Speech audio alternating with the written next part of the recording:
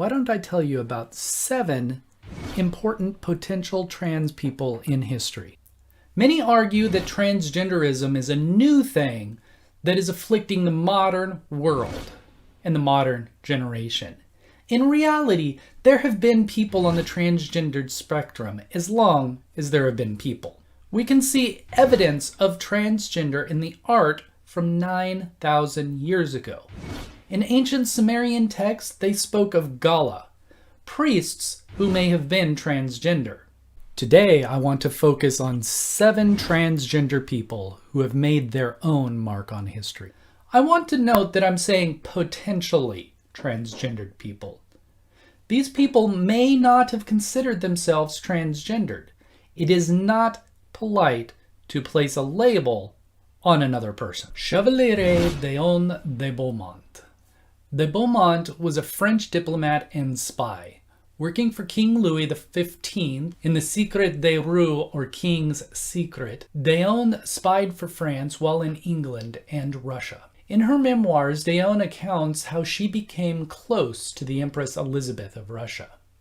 The English had put up a blockade, making it hard for men to get into Russia. Deon had androgynous looks, so first dressed as a woman to travel as Lady Leah de Beaumont. She became maid of honor for Empress Elizabeth. After the 7 Years' War ended, Deon was awarded the title of Chevaliere, or knight. Eventually, she stated that she was born a girl and was raised a boy so she could gain an inheritance. She lived as a woman for the remainder of her years. After the fall of the French monarchy during the French Revolution, Deon lost her pension and had to sell much of her belongings. She died in poverty after spending time in a debtor's prison. The coroner examining her described her as having male organs in every respect perfectly formed, and breasts remarkably full. Alan L. Hart.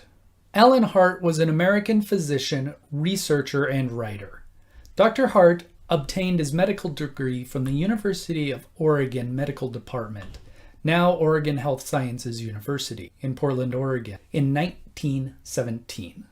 Shortly after he earned his degree as Alberta Lucille Hart, Dr. Hart transitioned. He had wanted to present as a man from a young age, but his mother called it foolish. After transitioning, Alan had difficulty finding work and was outed on multiple occasions, losing at least one job because of this. He did not let these setbacks keep him from his work. Researching tuberculosis, a very deadly disease that had limited treatments or detection, Hart found that it could be seen on this relatively new technology we now call X-rays. This revolutionary detection process saved many lives and cut the spread of the disease dramatically. During college, Hart published many short stories. As a doctor, he published a lot of works as the top doctor on tuberculosis. From 1935 to 1942, he published 4 medical fiction novels. Upon his death, his wife, following his wishes, started the Alan L. and Edna Rudick Hart Fund in their names. This fund makes grants for leukemia research. Christine Jorgensen. After fighting in World War II, Jorgensen returned to the United States, where she learned about sex reassignment surgery. By 1952, she was in Denmark for a series of surgeries. When she returned, the New York Daily News ran a first-page article titled "XGI Becomes Blonde Beauty," and incorrectly stated that she was the first to undergo gender reassignment surgery. Jorgensen was the first transgender celebrity in the United States. She wrote an autobiography about her experiences. In 1953, she earned the Scandinavian Societies of Greater New York Woman of the Year Award. Her work brought so much publicity to the transgender community that she was inducted into the Legacy Walk, an outdoor public display which celebrates LGBT history and people.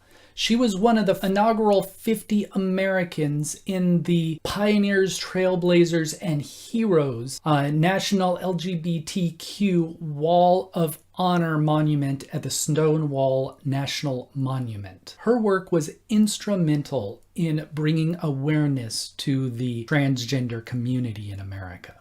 Charley Parkhurst. Charley was raised in an orphanage until he ran away at the age of 12.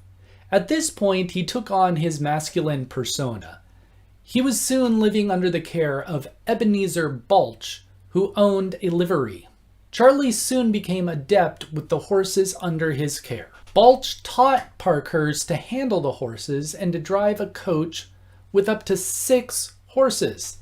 In his late 30s, he left for California, where he earned a reputation as one of the best stagecoach drivers. He was nicknamed Six-Horse Charley for his ability to handle the stage.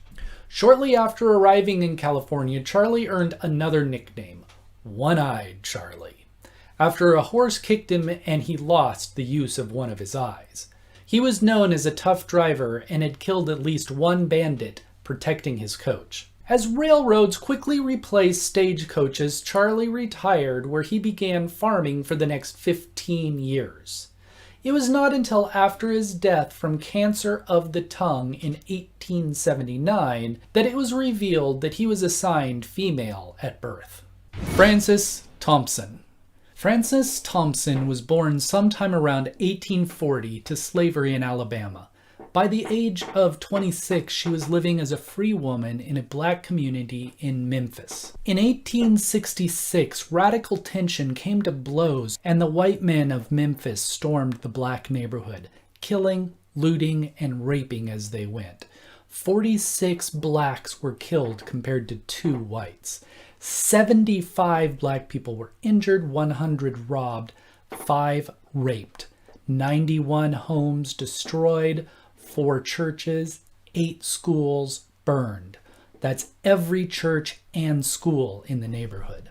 Frances was among the 5 women raped. Along with 170 others who were present, she testified in front of the U.S. Congress about these crimes. While the perpetrators of the crime were never punished, the congressional report was used as ammunition to support radical Reconstruction, which led to the Reconstruction Acts and the 14th Amendment to the Constitution, which gave former slaves equal rights under the law. 10 years later, in 1876, Thompson was arrested for cross-dressing and fined $50. This was used to discredit her and all earlier testimony to the Congress. She was forced to work in a chain gang and wear men's clothes. She died less than a year later of dysentery. Some believe she may have been intersex, that is, having both male and female genitalia. However, the coroner report states that she was anatomically male. Wilmer Little Axe Broadnax. Broadnax was an American gospel singer. He was called Little Axe because his brother William, who was much larger, was Big Axe. Both were popular musicians. At first, the Broadnax brothers performed together, singing in the Houston-based St. Paul Gospel Singers, and then later the LA-based Southern Gospel Singers. Later, they formed Little Axe and the Golden Echoes. Later, William left to have a career separate from his little brother. Wilmer, however, stayed as lead of his quartet through the 60s, but also performed with other groups, including the Spirit of Memphis, the Fairfield Four, and the 5 Blind Boys. In 1992, in an altercation with his girlfriend, Little Axe was stabbed and died several days later. It was at this time that it was revealed that he was assigned female at birth. This created quite a stir in the gospel music industry. Coccinelle.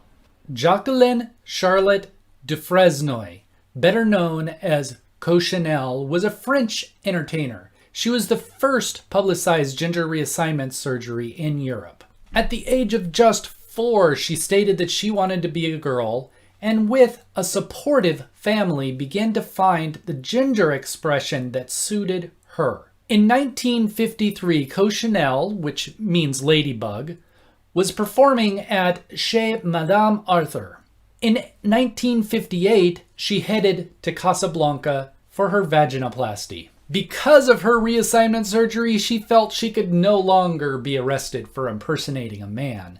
She was even allowed to marry a man, as long as she was rebaptized as Jacqueline. Coccinelle was hospitalized and then died in 2006 from a stroke.